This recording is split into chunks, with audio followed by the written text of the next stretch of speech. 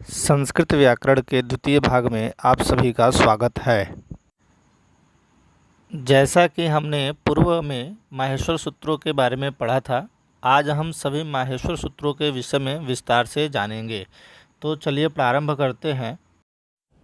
माहेश्वर सूत्र ऐ उड़ ऋलृक ए ओं ऐयौज हैवरट लड़ यमंगणनम झभय घढ़धस जबगढ़दस ख फ छ ठ थ चटतव कपय सससर हल।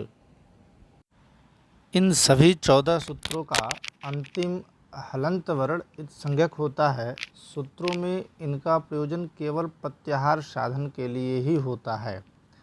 अब हम 14 सूत्रों को अत्यंत ही बारीकी से देखें तो समझ में आएगा कि जो प्रथम 4 सूत्र हैं वो सभी स्वर वर्ण हैं, जो इस प्रकार हैं।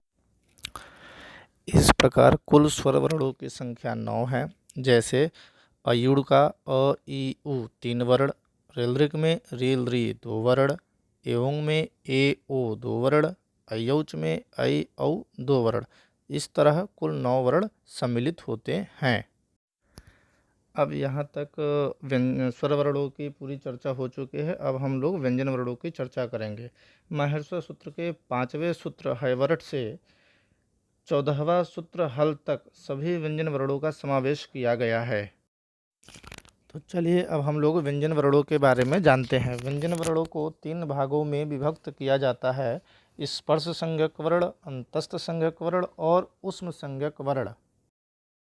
स्पर्श संज्ञक वर्णों को 5 भागों में विभक्त किया जाता है: क वर्ग क ख ग घ ङ, च वर्ग च छ ज झ ञ, ट वर्ग ट ठ ड ढ ढ़, त वर्ग त थ द ध न, प वर्ग प फ ब भ म।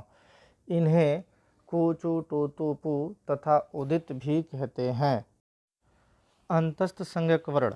अंतस्थ संज्ञक वर्णों की संख्या 4 है, जो इस प्रकार है: य व र ल। ऊष्म संज्ञक वर्ण। ऊष्म संज्ञक वर्णों की भी संख्या 4 है, जो इस प्रकार है: स श स और ह। तो क्या अब आप बता सकते हैं कि संस्कृत में कुल कितने व्यंजन वर्ण होते हैं? नहीं तो चलिए पता करते हैं कि कुल कितने व्यंजन वर्ण हैं।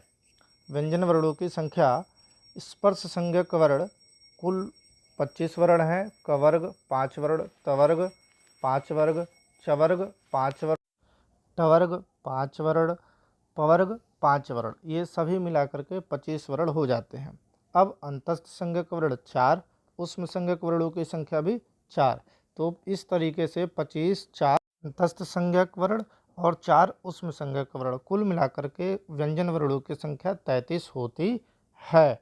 तो आपने इस तरह आपने सभी व्यंजन वर्णों को जान लिया।